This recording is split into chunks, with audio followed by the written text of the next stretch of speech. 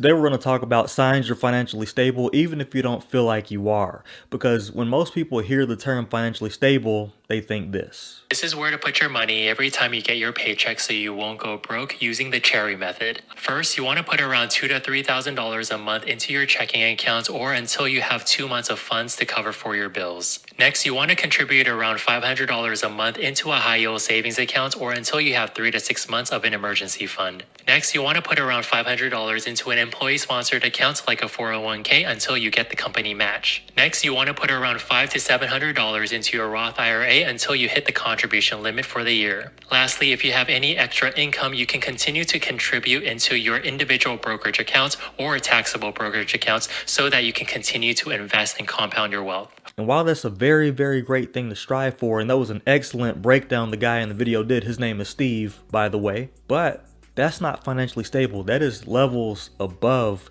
being financially stable. So you got to get there first, and I'm going to show you how to do it. So I'll put together a list of not one, not two, but 20 signs that you're financially stable, even if you don't feel like you are. So if I look over here, all I'm doing is looking at my list. Number one, you're watching this video, and I'm not even kidding when I say this, when people actually look up content on the internet of how to improve a specific area of their lives, that is a sign that you're ahead of a lot of people. The fact that you care so much to even click on the video, even if you didn't search for it in the search bar, the fact that you clicked on a video that is specific to your situation and specific to signs that you're financially stable, you're checking in to see how you stack up against what I'm putting in this video. And my videos have a lot of little things inside of them that can help you become more financially stable. For example, in my description of every single video, there's a high yield savings account link, an individual brokerage account link, and a Roth IRA account link. And so if you don't have these accounts set up yet and you go through my links, you actually get stocks included with the brokerage accounts. And for the high yield savings account, you'll get more interest every month. So that stuff is going to slowly but surely help you build your money. So that's why watching this video is a sign that you're financially stable. And since we have 20 different signs, which I could literally make a video out of every single point that I make in this video, I want you to know that you're going to want to stick around for the whole video. One, because it's my birthday, and that would be all I want from you is to hit the subscribe button, watch the video all the way through, and then just leave me a happy birthday in the comments. That's all I want. And two, because this is going to start very simple and basic, and then it's going to get to more advanced things that can really help you and add value to your life so you can see what it truly takes to become financially stable. And so if you are financially stable, it'll give you reassurance. And if you're not, it's going to give you actionable steps that you can take to get there. So we're going to jump into number two. You have financial goals. And of course, sounds very basic, but you have financial goals. You're going to do certain things differently than someone who doesn't have financial goals. And you would probably say, well, everybody has financial goals. Not really. Because it's one thing to say you want something and do absolutely nothing about it, but it's another thing to say you want something and actually get a sheet of paper out or on your phone, like in today's time, it's 2024, on your phone and your notes app, actually putting things that you want. And that financial goal could be something as simple as I want a car, I want a house. That's going to make you think in a different way. You're going to set up a savings account. You're probably going to save up an emergency fund. So in between your pursuit of you getting your financial goals and getting to where you want to be, you're also setting up savings so that one, you can get what you want, and two, so you have a little bit of financial security along the way. And you're going to be less likely to do things like impulse buying or being overly excessive about your spending in any way because you have a goal to reach and you're looking at the long term. Which leads me to number three. Another sign that you're financially stable is that you're living below your means. You're not trying too hard to spend too much money, and you're well aware of where your money should be going. You probably have numbers in your head as far as, okay, on rent, I'm not going to spend over $1,800 because I know if I do, now money's going to start getting tight in other areas, and I want to have a little more financial freedom as far as what I can do with my money right now. You probably have a number in your head of, I will not have a car note of over $500 because if it exceeds $500, now I have to start restructuring my money. And if an emergency decides to pop up, well, I'm just going to be screwed. I better not get a flat tire, which means you would fall into the same category as someone who is in number four. And that sign is that you have a budget that you follow. And typically it's one of two budgets if you're financially stable or striving to become financially stable. Here's what it is. And that's either the 50-30-20 rule, which is when you spend no more than 50% of your take-home pay on your living expenses, aka your needs. No more than 30% goes towards your wants, and at least 20% goes towards your saving. And that doesn't just have to be your savings account or even just your emergency fund. It can be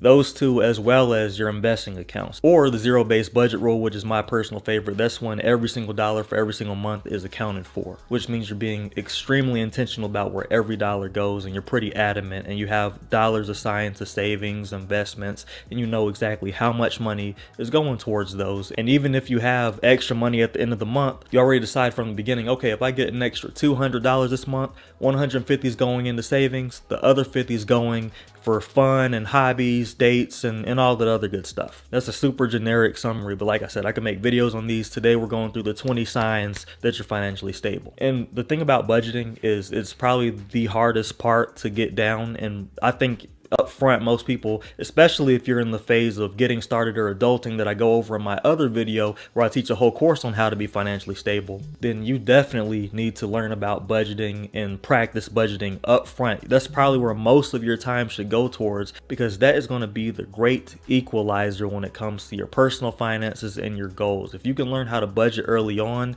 that is going to put you so far ahead from an early stage. And I do offer one-on-one consultations to help you improve your budgets and your savings. Just an FYI, links down in the description. Number 5, you track your expenses. That's self-explanatory, but doing the work, and as simple as it sounds, it is actually pretty difficult to do and keep up with. Even I've gotten into the bad habit of saying, I'll do it tomorrow, and then tomorrow ended up being 30 to 60 days later. So I don't recommend that. The whole purpose of tracking your expenses is to do it, week by week. And you can do it manually or you can do it digitally. Like, there's multiple ways. There's apps you can download, and there's spreadsheets that you can download or create yourself that can track your expenses. But either way, at the beginning, manually is the best way to do it. You know why? Because it sucks. So you're going to start getting irritated with yourself. Why did I buy this? Now I got to type this in the computer. I have this conversation with myself at least once a month. So I know a little something about that. Number 6, you have your bills automated and you don't have to worry about it. You're not sweating. You're not like, oh, wait a minute. Did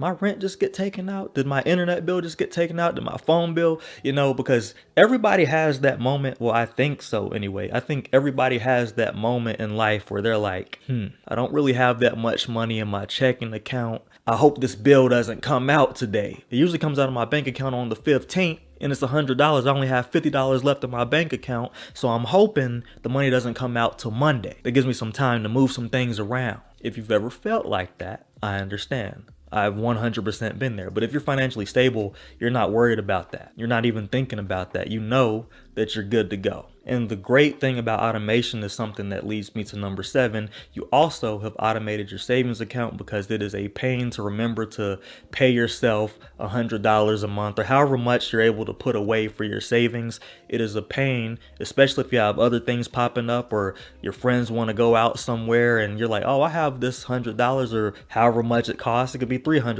it could be $1,000, but it gives you false confidence that you can actually go out and do things. But I always say, pay yourself first. That's the most important motto to live by, because if you pay yourself first and then you have money left over, then you don't feel guilty when you go out. But you go out, or you go out to a concert, or you go traveling, or you just buy yourself something really nice, you feel guilty when you look at your bank account and it's about low. But on a serious note, if you're actually able to automate your savings, you're going to be able to save a lot more because you won't be thinking about it. And more importantly, if you're able to automate your savings, that means you have enough money to trust both that you're automating your expenses and you're automating your savings, and you still have money left over. So these are all fantastic signs. That's what I want you to strive for if you're not there yet. And if you are there, congratulations. A lot of people take a while to get to that point, which leads me to number 8. Your bank account never gets into the negatives because you have that amount of control and you have that amount of money in your accounts so that you don't allow it to get low. And what I'm mainly referring to is your checking account, because if any account that you have is going to be in the negatives, it's probably going to be your checking. So this shows that you have discipline, and that discipline can be in the form of you were able to save so much money or accumulate so much money over a prolonged amount of time, or that you just have really good spending habits. Either way, you're financially stable if you're able to do these things. A lot of being financially stable is truly your mindset. If you're a stable-minded person who's able to make logical decisions with real-life resources like money, then you are going to become financially stable even if you're not yet. Which leads me to number 9. Your bills are paid. Hey, my bills are paid. But you're not living paycheck to paycheck. And this is cumulative, so your expenses are automated, your savings are automated, your bank account never goes in the negatives, and your bills are paid, but you're not living paycheck to paycheck. For some people, that is a dream. And if that's you watching this video right now, I'm here to tell you that dream can most definitely come true. You just have to put the work in and the time in and do the right thing over and over and over and over again, and you will 100% get there. And if you are watching this video and you are someone who's living paycheck to paycheck, I do have a few videos that break down how to stop living paycheck to paycheck. I'll link them up here in playlist form. It would appear that we have reached number 10. Number 10 is that you've saved up a minimum of $5,000, and I'm not including your checking account or anything else. This is purely your savings account. This is money that you have off to the side, and for a lot of us, it represents 1 month worth of expenses. But it's set aside in case of emergency, and ideally, you don't want to touch it at all. You want to continue adding on to it. But what this isn't is money that you're pulling from your savings over to your checking. I've been guilty of it. Check me out. Watch my wealth journey videos. I straight up let you know if I'm guilty of doing it in every single video. And that's just to let you know up front, your boy ain't perfect. See, for most people, their vices are shiny objects and cool things. For me, it's investing. But that's another story for another day. Speaking of investing, number 10, you're contributing to your 401k monthly and it receives a match. This is pretty much standard with most full-time jobs, but you'd be surprised at the amount of people who do not take advantage of a 401k in general or the 401k match. The money that you're putting in your 401k right now is not getting taxed as it goes in. So before your paycheck even gets taxed, whatever percentage you chose, let's say it's 8%. 8% of your untaxed paycheck is going into your 401k. And then your company says, hey, you know what? For working so hard and being the great person that you are, we're going to pay you 50% for every dollar that you put in. In other words, for every dollar you put in, I'm putting 50 cents. For every $100 you're putting in, I'm putting in $50. You get me? And so when you look at investments, it pretty much looks like this. It's on an exponential curve over the long term, of course, meaning that your money multiplies. And what the company is doing, they're multiplying your money, and by it being invested in an investment account that is secure, that in itself, even though it fluctuates, is also multiplying. And then at the end, when you hit retirement age and you start withdrawing the money, it gets about taxed. But that's how people are able to have millions in their 401k by the time they hit 65. Because they've added little by little, and that's why I made that whole video about you do not need a lot of money to be financially stable, because it only takes a little bit, just little by little by little. And if you're making these contributions right now, that is a great sign that you're financially stable. And if you don't like getting about taxed when you retire, check out the Roth IRA, and this is number 12. Number 12, the sign is you have a Roth IRA that you contribute to regularly. I have not added to my Roth IRA regularly since I got it until literally this year. First year I did $1,500. The second year I put absolutely nothing in it. Third year I think it was $2,000 and something.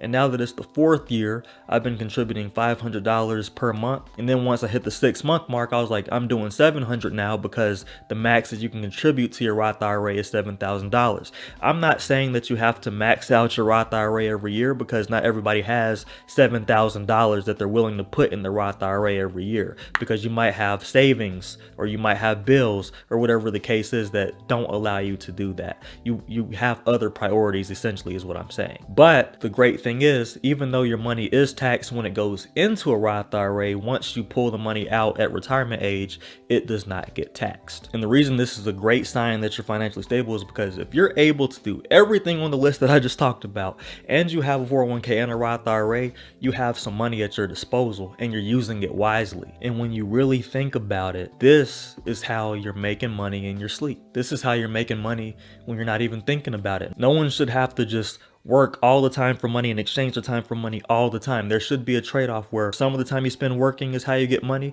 but then on your off time, when you're sleeping, when you're eating, when you're socializing, your accounts are making money as well. Something to think about. Number 13, a hot topic on this channel and just a hot topic in the personal finance community, you are paying off your debt in a timely manner or you have no debt. I'm not saying you have to be debt free to be financially stable, but if you are, that's fantastic, and that's a fine sign that you're doing well financially and or are financially stable. So good job if that's you. And if you're in debt, and I'll be frank, I'm in debt. Again, watch my Wealth Journey series. I show you my whole personal finance breakdown, but it is by choice because everything I listed on this so far has been more important to me than paying off the particular debt that I have, and I'll explain why. I have student loan debt. The interest rate is super low, and the interest that my investments have earned me have been so much more that it literally would not make any sense for me to liquidate my investments and pay off my debt. And debt is not a big thing that's like a dark cloud over my head or a big weight on my shoulders or anything like that. I honestly don't feel it, but I am responsible and paying it off in a timely manner, just like I said.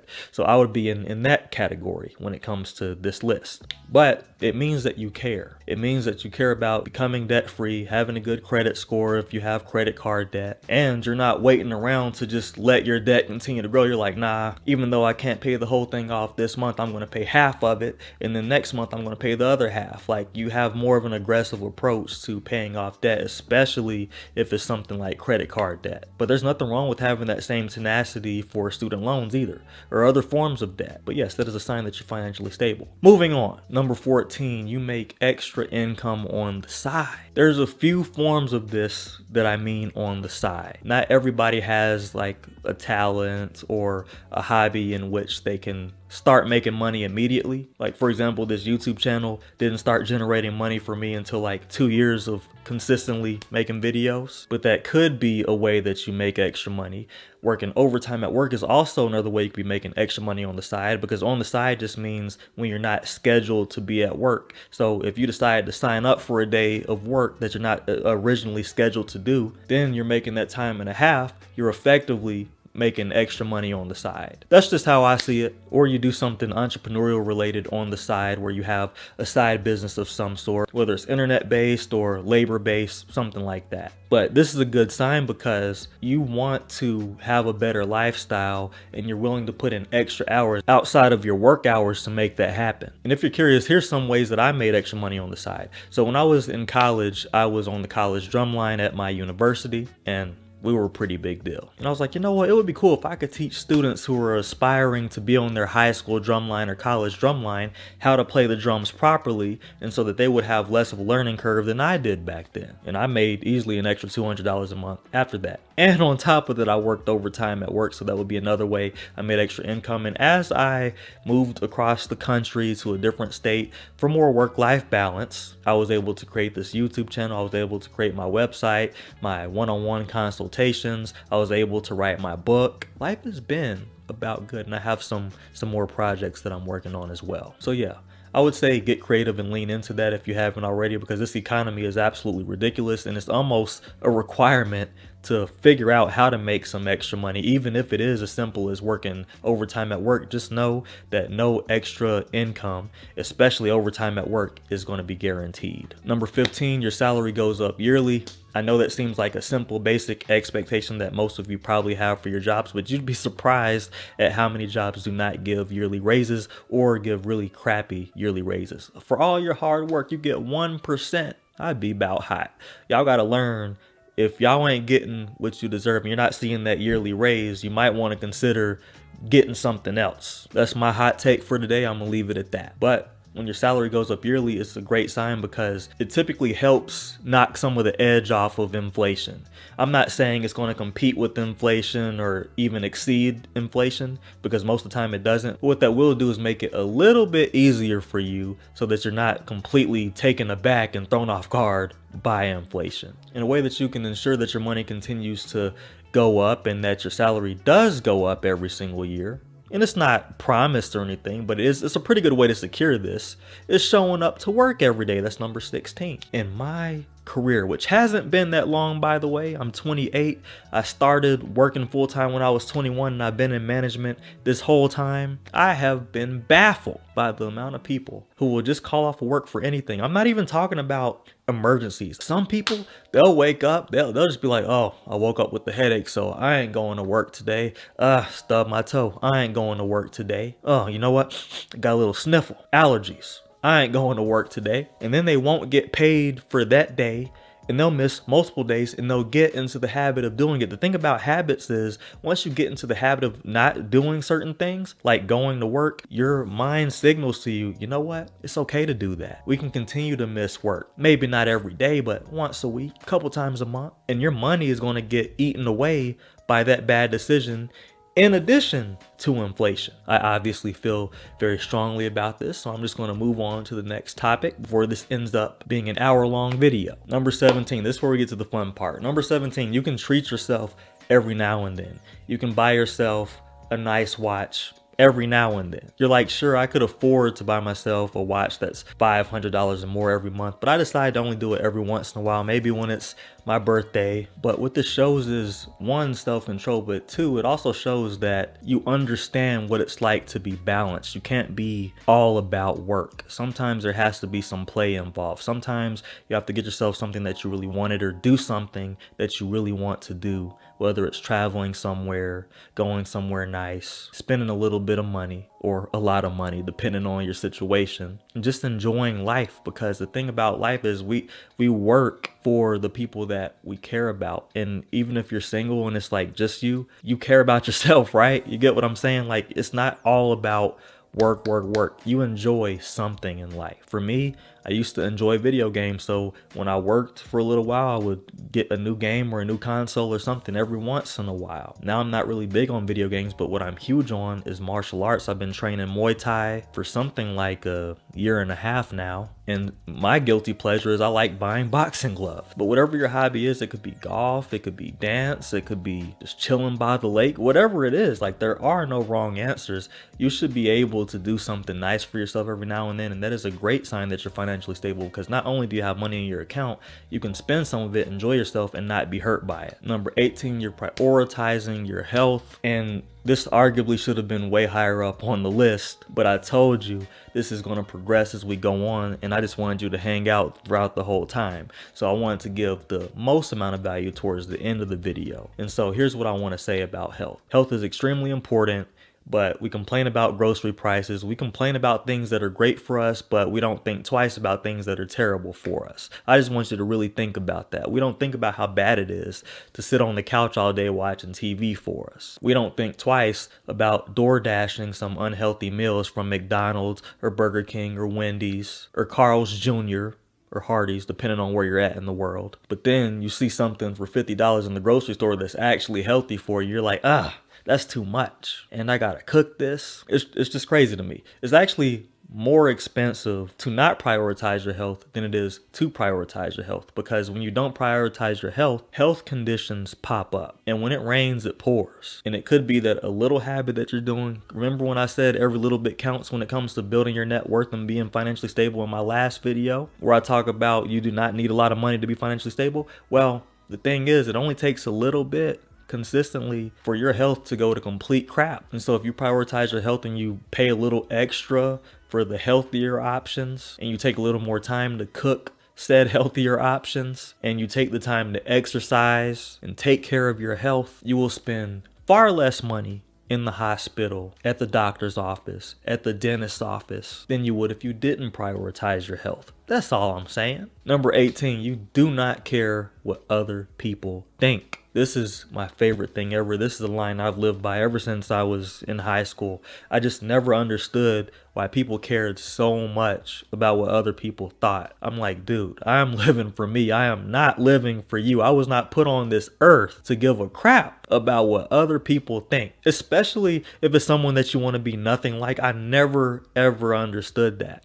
It makes no sense. And the reason I bring this up in this video is specifically because a lot of bad financial decisions are made because we want other people to think of us higher than we really are. And here's an example. And this is a lighthearted example, but one time me and I think like 4 or 5 coworkers were walking out of the building, and we just so happened to be walking near my car. We were near all of our cars, like in a little circle area. I'm pretty high up at my job, and the guy I was talking to expected me to have like a way nicer car than I have. He was like, "Oh man, Reggie, is that your truck right there?" And it was a super nice Ford F-250.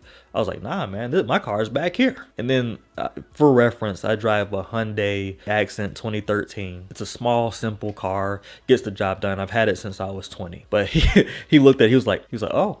Like almost like shocked, and I didn't take no offense to it, and he didn't mean anything offensive by it, but that just goes to show, right? Like when a lot of people make money, they're like, okay, I got this promotion, I'm gonna go ahead and get me that BMW, that Audi, that Mercedes. It's always the German vehicles that people go for some reason. They are nice, but the maintenance is crazy. That's a whole different story for another day. But I'm just not like that, and the reason that a lot of people would get eaten up by lifestyle inflation or lifestyle creep, whatever you want to call it, is simply because they care about what other people think. They want to be able to say things like, I bought a house, I upgraded my apartment, I got a new car, I just got new wheels for my car, I just got this nice suit, I just upgraded the living room. And all those things are great. I think you should definitely go for doing those things if they're what you want to do, but you have to do it at the right time when you can actually afford to do it. So many of us do it when we can't afford to do it, and because of that, it causes us and literally forces us to work harder than if we just stayed in our lane and let the money continue to grow. And then once it hits a certain point, which I talk about in several of my videos, that's when you're like, okay, now I'm going to do this thing that I've been wanting to do. So yeah,